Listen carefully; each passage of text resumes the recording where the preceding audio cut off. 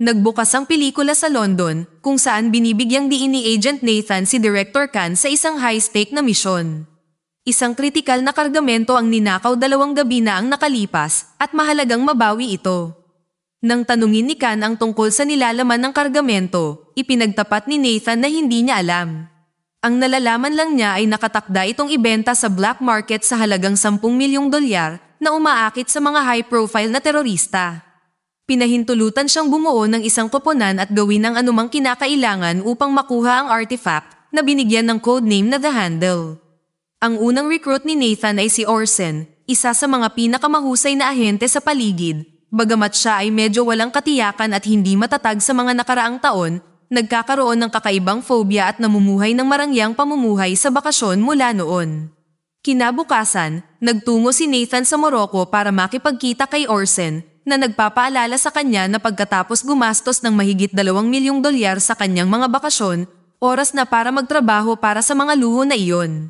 Sumang-ayon si Orson sa kondisyon na mananatiling buo ang kanyang mga luho. Diretso silang lumipad patungong Madrid para makilala ang iba pang team na sina JJ at Sarah. Ang koponan ay nagsimula sa misyon na sinusubaybayan ng isang lalaki na may dalang disk na naglalaman ng mahalagang impormasyon tungkol sa artifact. Inutusan ni Sarah si Jane na sundin ang target habang ang iba ay naghahanda para sa isang ambush. Gayunpaman, si Jane ang unang tinambangan na nagpapakitang hindi nag-iisa ang koponan sa misyon na ito. Katulad ng pagliligpit nila kay Jane, ang natitirang bahagi ng koponan ay isa-isang pinatulog at ang misyon ay mabilis na nawala sa kontrol. Napagtanto ni Orson ang mga pamamaraan ng umaatake at ipinaalala niya sa kanyang koponan na ang kanyang mga dating kasamahan na lumipat ng panig ay maaaring nasa malapit. Si Orson mismo ang susunod na target, ngunit dahil siya palaging isang hakbang sa unahan, mabilis niyang pinabagsak ang 2 assailants at sinenyasan si JJ at magkasama nilang nineutralize ang mga umaatake na nagtatangkang dukutin ang target. Nakatakas sila ngunit hindi nang walang humahabol. Sa panahon ng paghabol, pinamamahalaan ni Sarah na kopyahin ang buong disk sa tulong ni Nathan. Gayunpaman, ang koponan ay nananatiling napapalibutan ng mga tauhan ni Mike na galit na ang kanilang target ay namatay sa atake sa puso sa panahon ng pagtugis. Ang disk ay nahati sa 2 bahagi, isa na may isang tiyak na address at oras habang ang isa ay naka-encrypt na nagpapatunay sa mga kasanayan ni Sarah. Nagpasya si Nathan na gayahin ang namatay na lalaki upang makilala ang buyer na nakilala sa pamamagitan ng facial recognition bilang si Ben Harris, isang kilalang partner ng sikat na nagbebenta ng armas na si Greg Simons. Dahil sa kung gaano kahirap mapalapit kay Greg, ang tanging paraan para makita siya ng personal ay makakuha ng imbitasyon sa isa sa kanyang mga party. Upang magawa ito, inarkila nila si Danny, isang sikat na aktor at matinding hinahangaan ni Greg, na pinilit sa pamamagitan ng pagbabanta na ilalabas ang nakompromisong footage sa kanya kasama ang kanyang hipag na nakuha ni Sarah mula sa kanyang telepono. Ang plano ay gumana ng mas mahusay kaysa sa inaasahan. Nang malaman ni Greg na nasa France si Danny, nagpadala siya ng imbitasyon sa party at $10 milyong na tseke. Malinaw na isang superfan. Pagdating sa party, ginayuman ni Danny si Greg na nagpapahintulot sa team na mapansin na ang assistant ni Greg ang namamahala sa kanyang telepono. Kailangang mapalapit si Sarah sa kanya, ngunit naging mahirap ang mga bagay nang magpakita si Mike upang sirain ang party. Isang karera ang naganap sa pagitan ni Orson at Mike kung sino ang unang makakapunta sa telepono, habang tinatangka ni Sarah na kopyahin ito mula sa ilang metro ang layo. Kung paanong si John, ang kasosyo ni Mike, ay lumitaw at inilagay sa panganib ang kanilang pagkukunwari, si Orson ay nakipaglaban sa isa sa mga tila hindi matitinag na mga lalaki ni Mike sa itaas na sa kalaunan ay pinabagsak niya. Nang makumpleto na ang pag-clone ng telepono, mabilis silang lumabas. Nagniningning ang trabaho ni Sarah dahil nagtanim siya ng ilang mikropono sa opisina ni Greg. Sa pakikinig, narinig ng team ang pakikipag-usap ni Greg kay Alexander, isang Russian mobster na may hawak sa handle, na humihiling sa kanya na humanap ng buyer para sa artifact. Nadismaya si Nathan dahil ito ang pangalawang beses na nakialam si Mike sa kanilang misyon. Tinawagan niya si Director Khan para tingnan kung may salot sa ahensya na naglalabas ng impormasyon. Ang susunod na hakbang sa kanilang plano ay ang paglusot sa base ng Russia upang mag-install ng software sa kanilang mga computer na magbibigay daan sa koponan na subaybayan ang lokasyon ng artifact o ang site ng nalalapit na pagbebenta nito. Bago umalis, nagnakaw si Orsen ng ilang mga item upang magmukha itong karaniwang pagnanakaw upang mabawasan ang hinala sa kabila ng pakikialam sa computer. Kinaumagahan, nalaman ni Sarah na maglalakbay si Greg sa Turkey para makipagkita sa isang contact na nagngangalang Kazem na nakahanap ng bumibili ng artifact. Ibig sabihin ay may ibang papel na gagampanan si Danny at sa pagkakataong ito ay sasamahan siya ni Sarah bilang kanyang kasintahan given na si Greg ay nag-e-enjoy sa pagnanakaw ng mga girlfriend ng kanyang kaibigan. Minsang binanggit ni Danny na maaari niyang ligawan si Sarah, kaya sinimulan kaagad ni Greg ang panliligaw sa kanya at niregaluhan siya ng kotse mula sa kanyang koleksyon. Samantala, pinag-uusapan ni na Orsen at JJ ang tungkol kay Kazem, na kadadating lang, ngunit naging komplikado ang mga bagay nang mapagtantong sinusundan din siya ni Mike. Nang umalis si Kazem, nag-iwan siya ng dyaryo na kinuha ni Ben.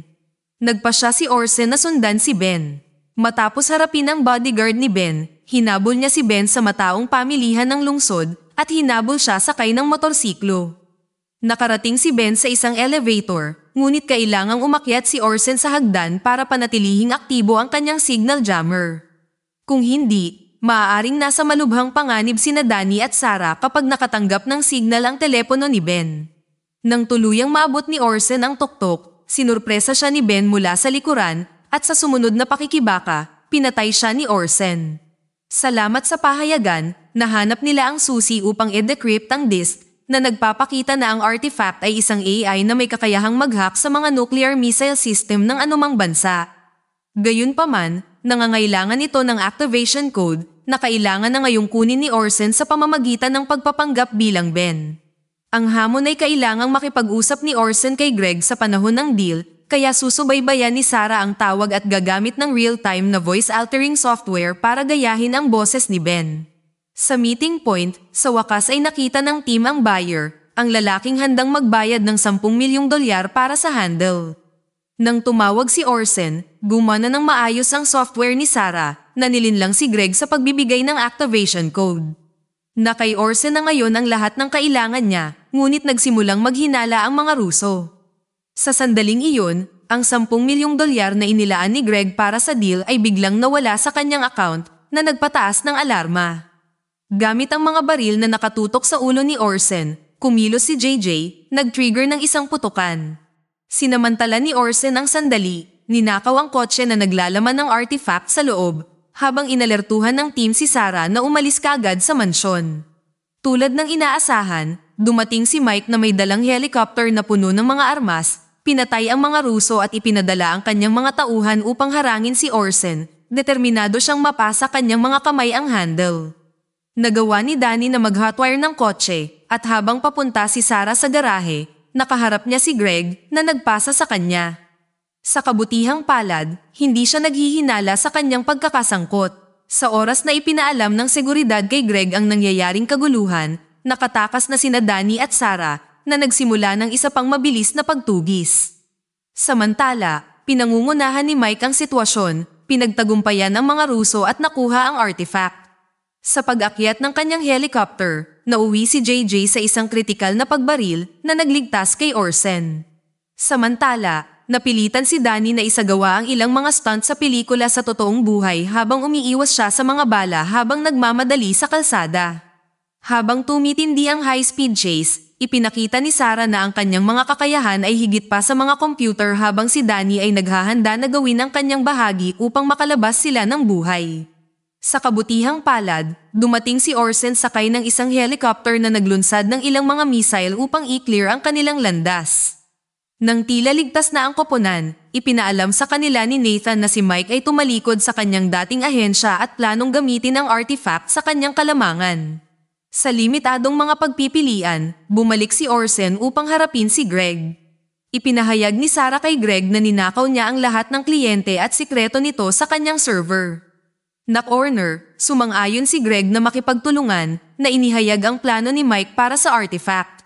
Ipinaliwanag niya na sina Trent at Arnold na nasa both party ngunit nanatiling mababa ang profile ay kontrolado ang 70% ng supply ng ginto sa mundo. Ang kanilang layunin ay i-reprogram ang AI sa loob ng handle upang lumikha ng isang pandaigdigang power grid failure, pabulusok ang mundo sa isang bagong madilim na panahon kung saan ang ginto ay magiging tanging pera at sila ay magiging mga de facto na pinuno sa mundo. Nang gabing iyon, kumilos si Orsen at ang koponan. Habang sina Greg at Danny ay nagsisilbing pain, ang presensya ni Greg bilang isang kilalang kriminal sa buong mundo ay naglalagay sa pag-arte ni Danny sa pagsubok. Mabilis na pinaalalahanan ni Greg sina Trent at Arnold na hindi niya natanggap ang kanyang $1,000,000 na komisyon para sa deal. Sa pagmamataas, ibinasura nila ang kanyang mga kahilingan na sinasabing natapos ni Mike ang trabaho, kaya ang komisyon ay kanya. Matapang na tumugon si Greg na nagsasabi na naglakbay siya ng malayo para sa kanyang pera at bago tumayo, humiling siya ng maikling sandali para sa isang demonstrasyon. Biglang bumagsak ang mga missile na sinira ang kanilang mga tore ng komunikasyon. Kalmado, inutusan ni Greg si Danny na ipamahagi ang mga dokumentong naglalaman ng listahan ng mga pangalan at lokasyon ng lahat ng kanilang mga pamilya, kabilang ang pamilya ni Mike. Bago umalis, binalaan sila ni Greg na ang bawat tao sa listahang iyon ay tatamaan ng missile sa loob ng 70 segundo maliban kung makakatanggap siya ng money transfer. Habang natataranta ang mga kontrabida, pinasok ni Orsen ang gusali, niligpit ang halos lahat ng mga gwardya habang sina Trent, Arnold, at Mike ay ginugulo ng ultimatum ni Greg. Sa sandaling lumabas si Greg, kumupas ang kayabangan ng kontrabida, napalitan ng matinding takot. Nang mapagtanto ni Mike na malapit na siyang mawala sa kanyang komisyon, ang kanyang alyansa kay Trent at Arnold ay gumuho, at isang paghaharap ang nagsimula. Sa isang nakakagulat na twist, huminahon si Mike at hinayaan silang mag-transfer, ngunit lingid sa kanilang kaalaman, kino-clone niya ang kanilang mga password ng real-time. Nang nakumpirma na ng kanyang tech expert ang control sa kanilang mga account, iniutos ni Mike na ipapatay sila. Sa oras na maabot ni Orsen ang pinakamataas na palapag, lahat ay patay maliban kay Mike na nagtangka ng sorpresang pag-atake. Pagkatapos ng isang mabilis, tiyak na pag-atake, nakuha ni Orsen ang artifact na muling nagligtas sa mundo.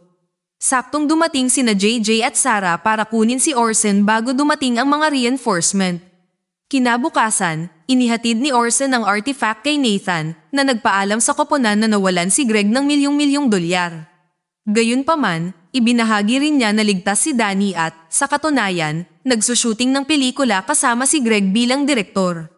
Plano ng team na bisitahin ang set dala ang ilan sa perang kinita nila mula sa mga kayamanan na nakuha nila mula sa mga Russian.